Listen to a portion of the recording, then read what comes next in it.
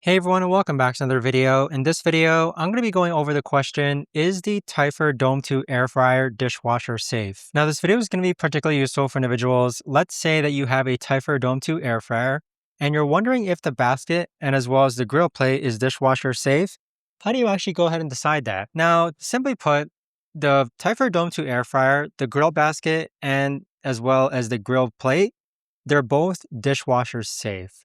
So they are made of some sort of ceramic coating, which can withstand high temperatures. It can withstand cooking oils, cooking foods, and as well as putting it in the dishwasher. So my recommendation would be that if you do plan on putting this in a dishwasher, just make sure that you kind of wash it down first so that all the debris is removed. And then both the grill plate and the ceramic basket can be placed into the dishwasher and it can be turned on. So it really makes it easy. In addition to that, the Typhur Dome 2 air fryer is able to self-clean itself as well.